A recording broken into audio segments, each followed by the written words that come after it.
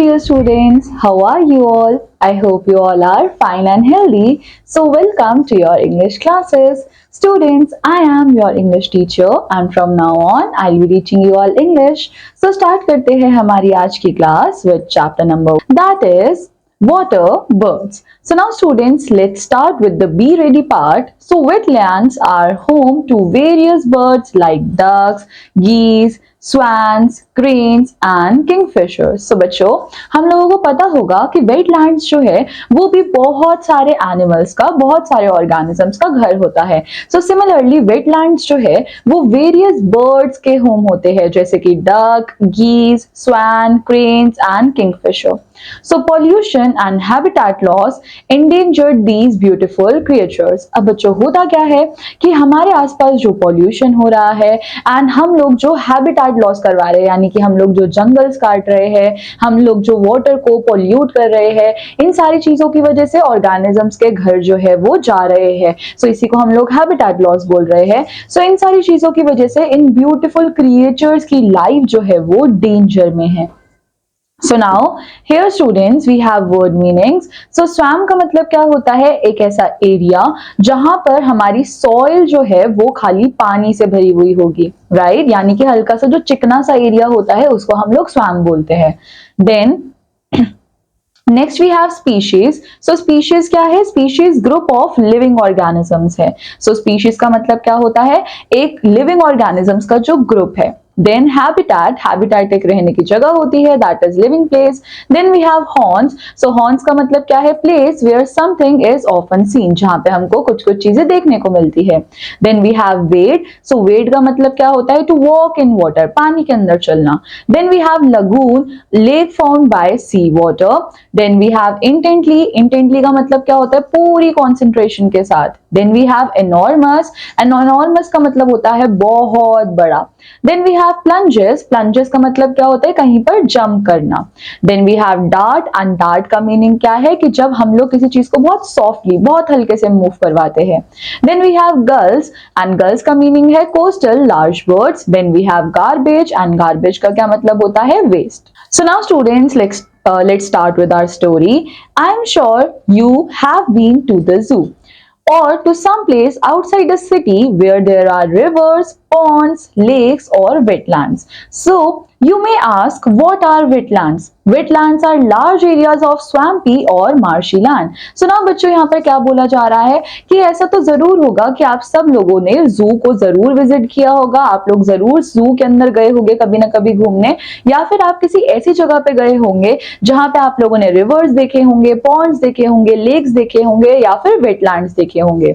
अब आपके अंदर क्वेश्चन ये होगा कि वेटलैंड्स होते क्या है? सो बच्चों, वेटलैंड्स एक ऐसे बड़े बड़े एरियाज होते हैं जो कि स्वैम्पी होते हैं, और हम लोगों ने अभी देखा था स्वैम्पी का मतलब क्या होता है? जहां पे हमको सॉइल के अंदर वाटर देखने को मिलता है, राइट? सो हल्का सा जो हम लोगों को वेट एरिया देखने को मिलता है उसी को हम लोग बोलते हैं swampy, and those are wetlands. So do you know that seas, river, lakes, ponds and wetlands are home to large variety of bird life? It is not possible to talk about all different birds that live in or near the water in this chapter. But we shall talk about a few common birds that you may notice if you visit such places. So now बच्चों, क्या आप लोगों को पता है कि हमारे आसपास जितने भी seas है, rivers, lakes, ponds and wetlands है, ये बहुत सारी birds का, large variety of birds का घर है, यानी कि बहुत सारी बर्ड्स जो है वो यहाँ पर रहती है. सो अब इस चैप्टर के अंदर तो हम लोग डिफरेंट डिफरेंट बर्ड्स के बारे में नहीं पढ़ पाएंगे क्योंकि हमारे पास बहुत सारी बर्ड्स होती है, बट हम लोग कुछ कॉमन बर्ड्स के बारे में बात करेंगे जिनको आप लोगों ने भी नोटिस किया होगा. So now students, the most common among the waterfowl are the ducks, geese and the swans. They have broad flat bodies, flat bills, short legs and webbed feet. So now बच्चों, अब इनमें से जो सबसे ज्यादा common है वो कौन है? waterfowl. And waterfowl के अंदर हमारे पास आते हैं ducks, geese and swans. So अब इनकी बॉडी कैसी होती है? ये बहुत ज्यादा ब्रॉड होते हैं, इनकी फ्लैट बॉडी होती है, इनके फ्लैट बिल्स होते हैं, छोटी छोटी सी लेग्स होती है इनकी, एंड साथ में के वेब्ड फीड्स भी होते हैं. So there are more than 100 species of ducks found in all sorts of water habitats, both in lowlands as well as in mountains throughout the world. So now बच्चों अगर हम खाली बात करेंगे ducks की, so हमारे पास ducks की ही more than 100 species present है जो कि water bodies के अंदर रहती है and वो ही उनका घर होता है. So ये जो more than 100 species है ducks की, ये हमको mountains में भी देखने को मिलती है, हमको lowlands में भी देखने को मिलती है. So a few varieties of ducks are the mallard, the tea, the davychik, the pochard and the pintail. So now बच्चों हमारे पास कुछ variety है ducks की and वो variety क्या है? Mallard, teal, davychik and pochard, right? Now, the geese nest in colonies in large numbers and usually fly in flocks in V formation. अब बच्चों ये geese करती क्या है? ये लोग जो है वो एक बहुत ही large numbers में घूमते हैं and ये लोग एक V बनाते हैं. आप लोग यहाँ पर इस पिक्चर में भी देख सकते हो कि इस तरह से ये geese जो है वो large numbers में साथ में fly कर रही है and V form कर रही है, right? So there are many varieties of geese also.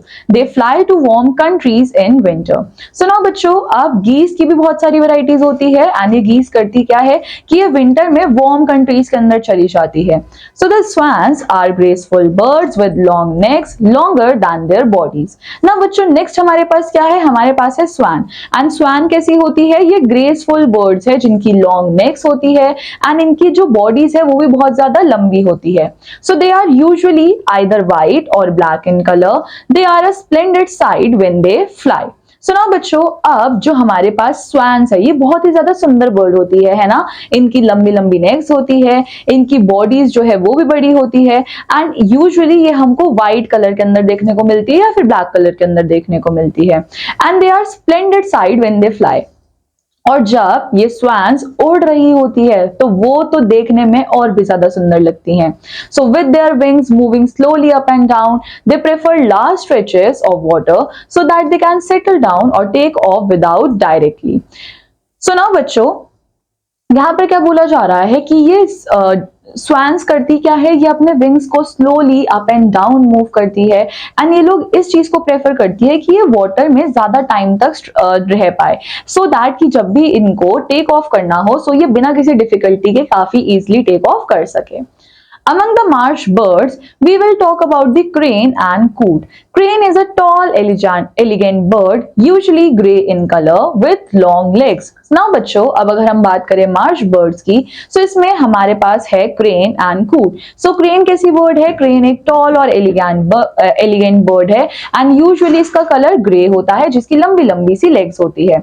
So the cranes are usually seen in pairs and make a nest of reeds and grasses. So now बच्चों अब cranes जो है वो usually हमको pairs में देखने को मिलती है एंड ऑल्सो ये लोग नेस्ट भी बनाते हैं एंड ये नेस्ट कैसे बनाते हैं? ये लोग रीड्स एंड ग्रासेस को यूज करते हैं. सो in the middle of a flooded field. I come from haunts of coot and hum, says the brook in Tennyson's poem. The brook so where the haunts of the coot. The coot is seen in open water, in lakes or slow moving stream, gathering in large herds in winter in the water countries. So now बच्चों अब coot जो है वो देखा कहाँ पे जाता है? coot जो है वो open water के अंदर देखा जाता है, lakes के अंदर जहाँ पर slowly पानी move कर रहा होता है and यहाँ पर बहुत सारे herds जो है वो इकट्ठा हो रखे होते हैं so that कि अब वो क्या कर सके? वो winter में warm countries के अंदर जा सके.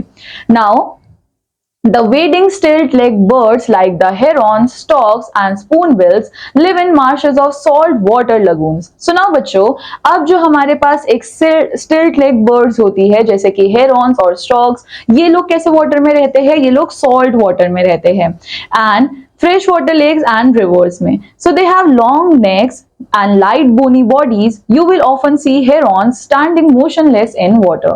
So now बच्चों अब होता क्या है कि इनके पास long neck होती है, इनकी bodies बहुत ज्यादा light होती है and हम लोग जो है वो herons को कब देखेंगे? जब हमारा water जो है वो standing position पे होता है यानी कि move नहीं कर रहा होता. So looking intently into it in search of fish. Herons usually nest in colonies. Such a colony is called heronry. So now बच्चों अब herons क्या करते हैं? वो usually nest में रहते हैं. So वो यूजुअली जो है वो नेस्ट करते हैं कॉलोनीज के अंदर एंड उनकी कॉलोनी को बोला जाता है heronry. Now Among the members of stork family, the largest and the most striking is the adjutant stork. About 4 feet tall, its manner of walking probably give its name. An adjutant is an officer in the army. So now बच्चों, अब हमारे पास stock family के member में एक बहुत बड़ी और most striking चीज आती है, वो क्या है? Adjutant stock. सो नाउ अब ये कैसी होती है? ये 4 फीट टॉल होती है एंड इसलिए इसका नाम जो है वो भी एडजुटेंट पड़ा, क्योंकि एडजुटेंट का मतलब क्या होता है? एक ऑफिसर जो कि आर्मी का है. Now it has enormous yellow bill and a pouch of red skin hanging from its chest. So now बच्चों, अब इनके पास बहुत सारे येलो बिल्स भी होते हैं, इनके पास रेड स्किन्स भी होती है जो कि इनके चेस्ट पर हैंग हो रहे होते हैं. So it lives on frogs, fish, reptiles and dead animals. It builds a platform of sticks at the top of a tall tree or rock for its nest. So now बच्चों, अब ये लोग करते क्या है? इनके पास येलो बिल है, पाउच है रेड स्किन का जो कि इनकी चेस्ट से हैंग हो रही है. देन ये लोग frog, fish, reptiles and dead animals के ऊपर रहते हैं एंड ऑल्सो ये बिल्ड करते हैं अपना प्लेटफॉर्म जिसमें ये लोग स्टिक्स का यूज करते हैं and eight the top of the tall tree or rock forest पे ये लोग नेस्टिंग करते हैं. Now the spoonbill, as the name suggests, has a peculiar flattened bill which helps it to feed in shallow water. So now बच्चों, next हमारे पास है spoonbill and जिस तरीके से नेम बता रहा है, spoonbill कैसी होती है? इनके पास peculiar flattened bill होती है जो कि इनको shallow water के अंदर भी फीड करने में हेल्प करता है. So spoonbills too spend much of the day standing in marshes looking for small animals living in or near the water. So now बच्चों, spoonbills भी कैसे रहती है? वो भी standing water में ही होती है एंड ऑल्सो मार्शेस में होती है. सो ये लोग देख रहे होते हैं छोटे छोटे एनिमल्स को जो कि नियर द वाटर होते हैं या फिर वाटर के अंदर ही रह रहे होते हैं. So the kingfisher may often be seen perched on a branch overlooking a pool or stream watching silently for fish. When it spies one, it flies low over the water and swiftly plunges downward for its pray.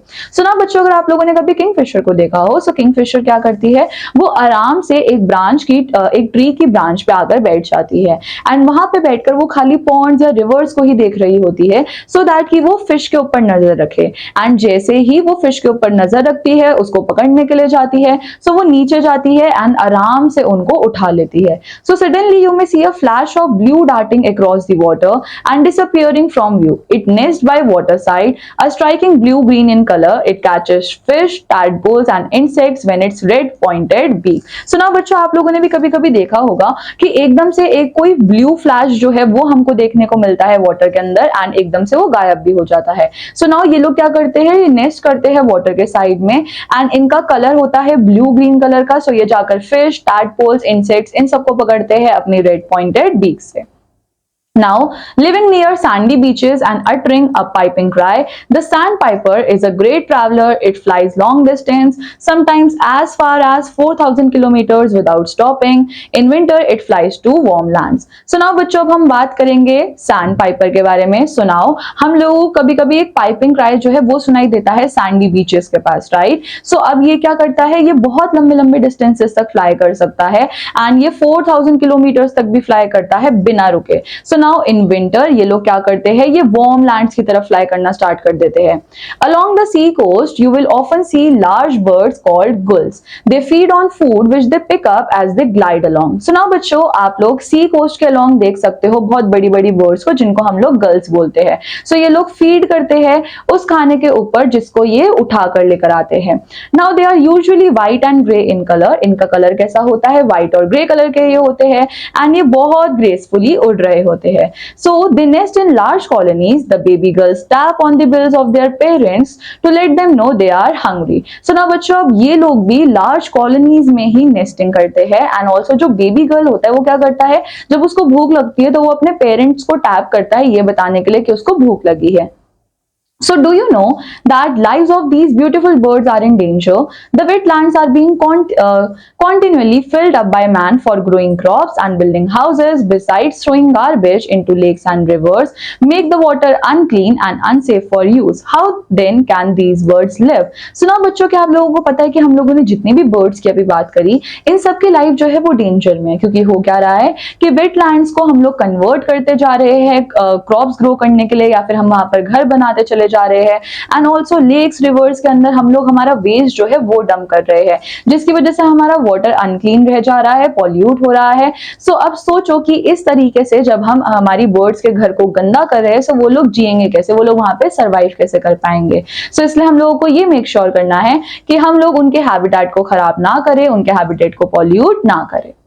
So now students, on the basis of the chapter, you have this exercise over here in which you have few questions, then you have activity and life skill as well. So I want you all to complete this exercise and this completes our chapter. I hope आप सब लोगों को ये chapter अच्छा लगा होगा and समझ आया होगा.